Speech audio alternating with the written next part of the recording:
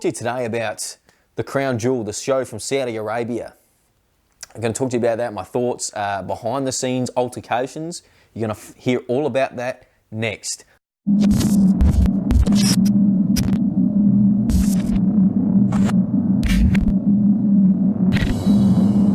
All right, guys, here we are, down under in Australia. I'll be your host today, Tommy Venum. Obviously, I used to be a wrestler myself. So I've got a good idea of what's going on, and I've got my finger on the pulse. I hear a lot of stuff, even all the way down here, and I'm going to let you know all about it, guys. Also, I'm going to talk about my thoughts on the show, what I liked, what I disliked. Let's start off with a general opinion of the show. Rubbish. Absolute garbage. Can't believe I even watched it. Can I have that time back, please, Vince? I would really like that time back. Or my network subscription, either one. The only real interest I had in that show was the Undertaker Golberg match, because obviously two icons of the business. Who doesn't want to see the Undertaker, the dead man, going against Golberg, the irresistible force? I mean, it's the spear versus the choke slam. It's the jackhammer versus the tombstone. I really would have liked it to happen maybe 10, 15 years ago. Would have been great. But I did hold hopes for this match. Also, what dragged me in was I actually really wanted to see Randy Orton, the RKO, the Legend Killer, the Viper, versus the Game, the Cerebral Assassin, Triple H. So I really wanted to see those two go at it again. That was the main draw cards for me. The rest of the show, not so much. Couldn't really care. The Kofi storyline with Ziggler, don't care for it. Boring. Although I love Kofi, I think it's great he's got the title. But, you know, to me, this is a personal opinion, Dolph Ziggler is stale, man. Like, it doesn't matter how you repackage that bloke. I can't believe him. He can do some great things in the ring. I'm not discounting that.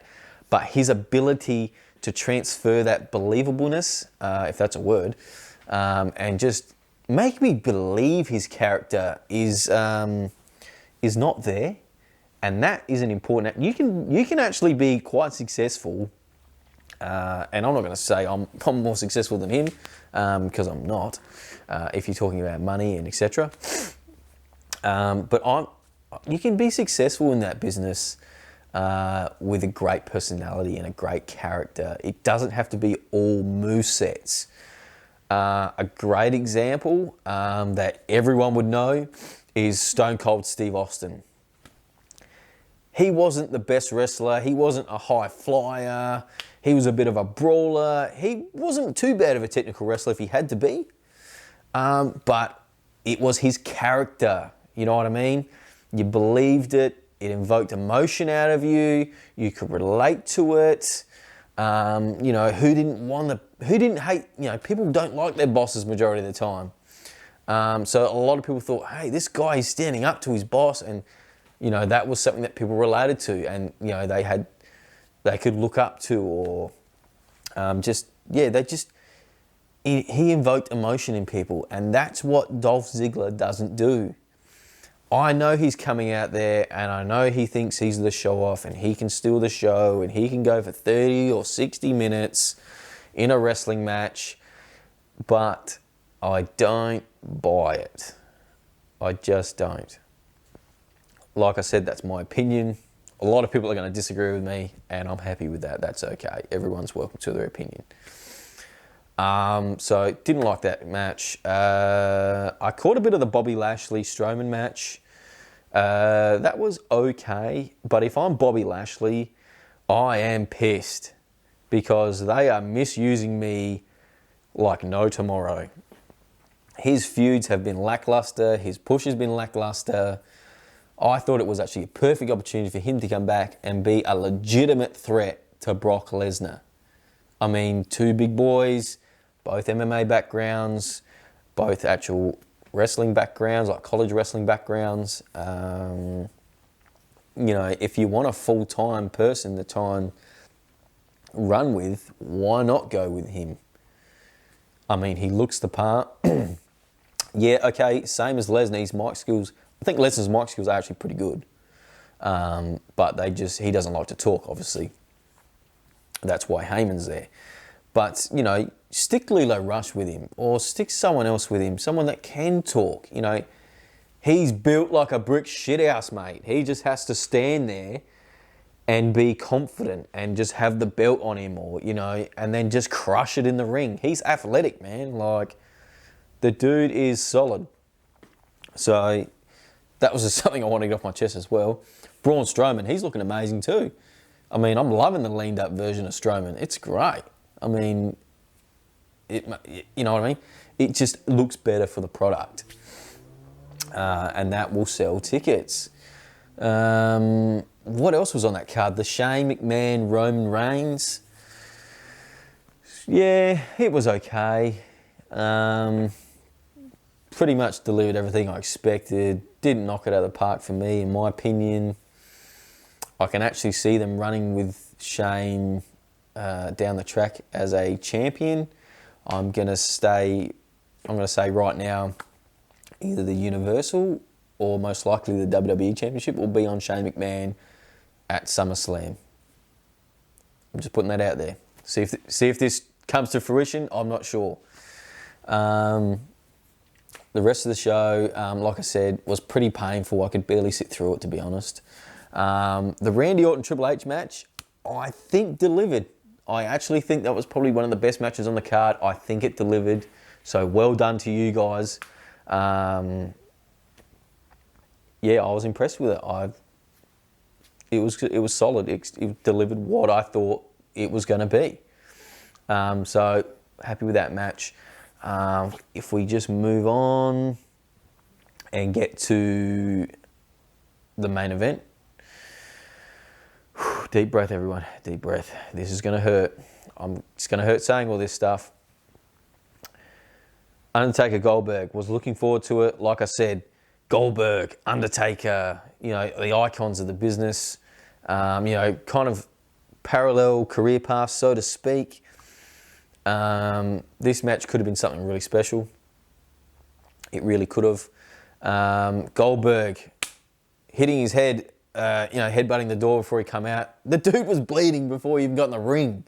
Now, being a wrestler, I know that certain people have certain rituals or, idiosyncrasies that they like to do before they go out to the ring.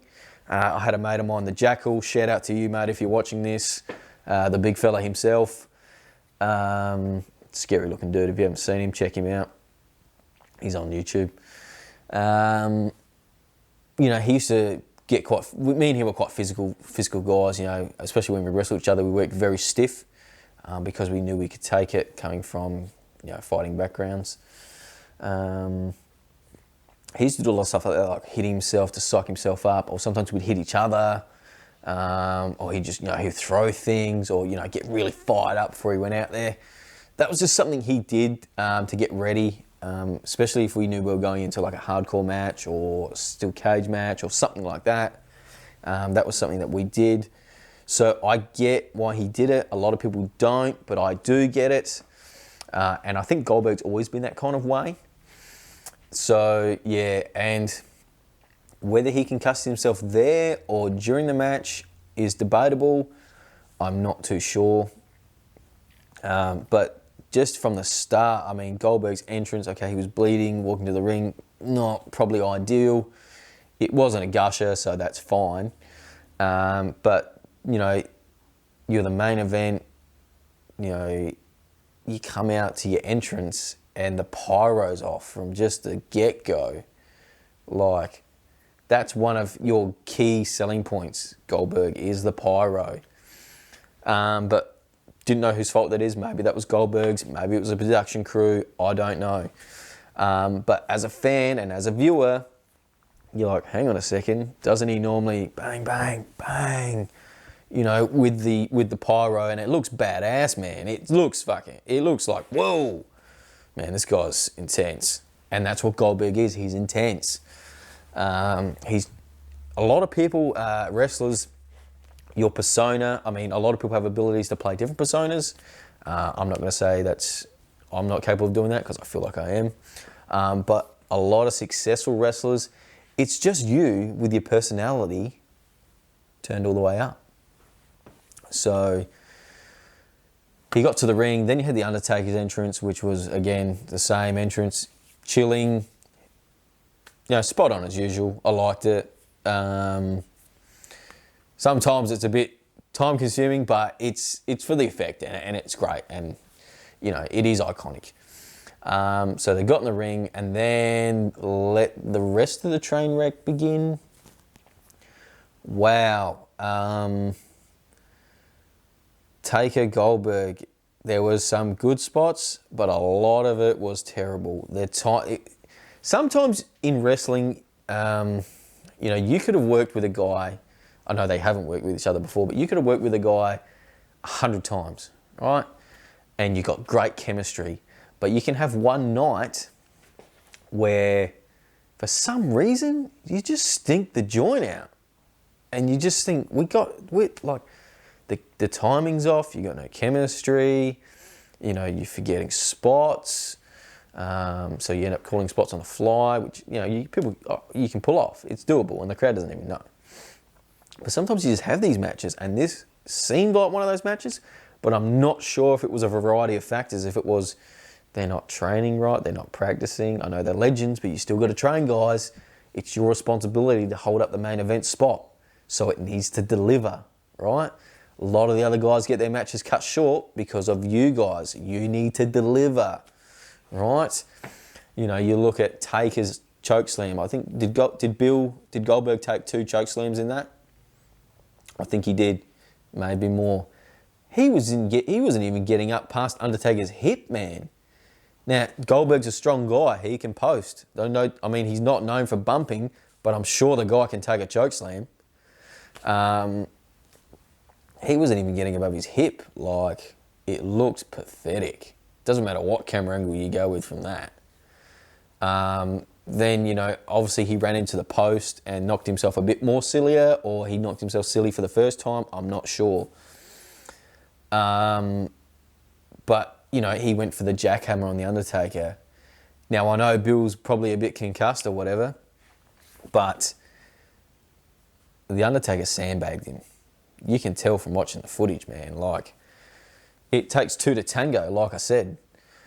He sandbagged him. Golberg pretty much deadlifted him up for that, almost.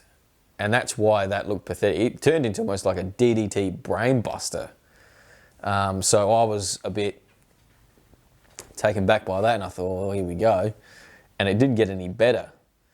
You know, when Undertaker hit the tombstone, and he literally dropped him on his neck. Like, are you serious?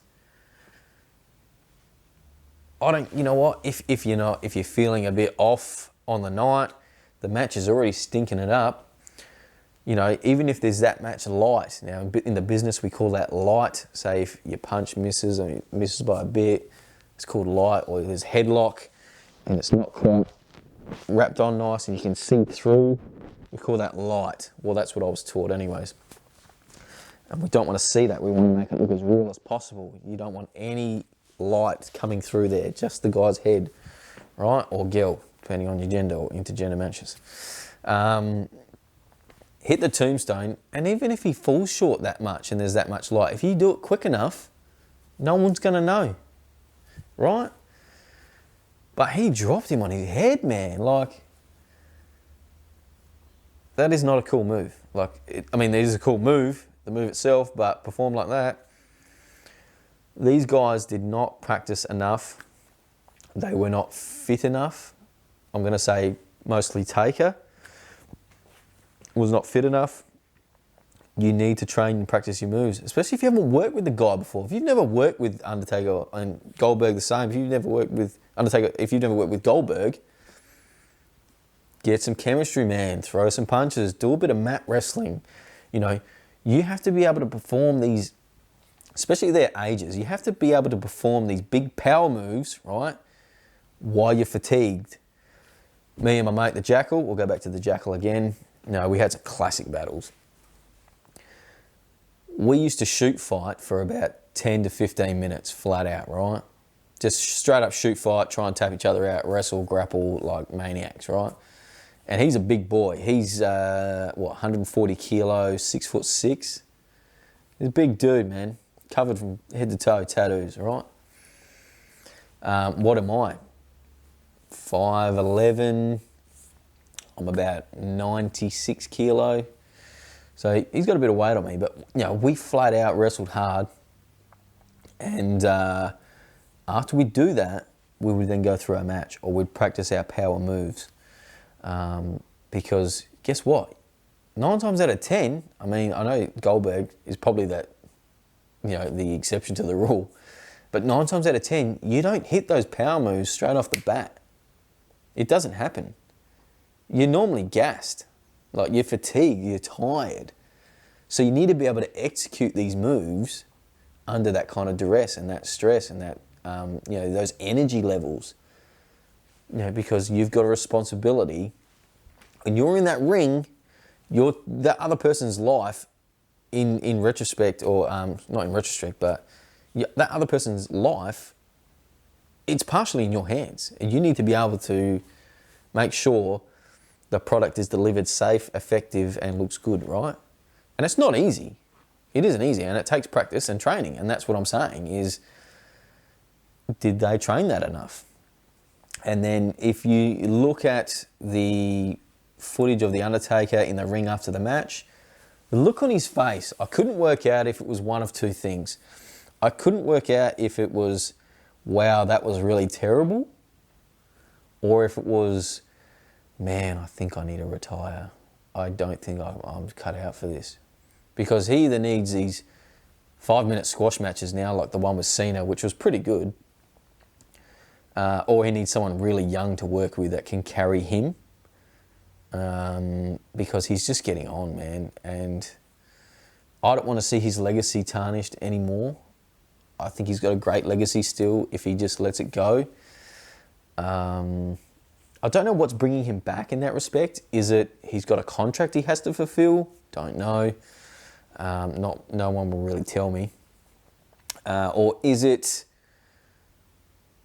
he wants the money? I'm sure he doesn't need the money, but I mean, they're obviously throwing big bucks at him. I know AEW would love to have him, I'm sure Tony Khan would offer him a decent amount of money to just dong, lights go out, lights come on, boom, hit a killer chokeslam on like MGF or someone, MJF or someone like that. You can still do some good segments and promos and this and that. He's still got value. You can still make money that way. I mean, even just signings and stuff, he's asking huge coin. But yeah, I don't know overall. What I did hear backstage is that was a few altercations between quite a few staff and talent. Vince McMahon had an altercation with Roman Reigns. Roman wasn't happy. He put all that effort in just for Shane to go over. Not sure what's going on there, why Roman's so upset about it, because maybe he's just used to winning. I don't know. I'm not sure exactly what the program is there between those two, if it's going to continue further on. From what I'm hearing, though, Shane is going to be moving on and into the title picture. WWE title, most likely.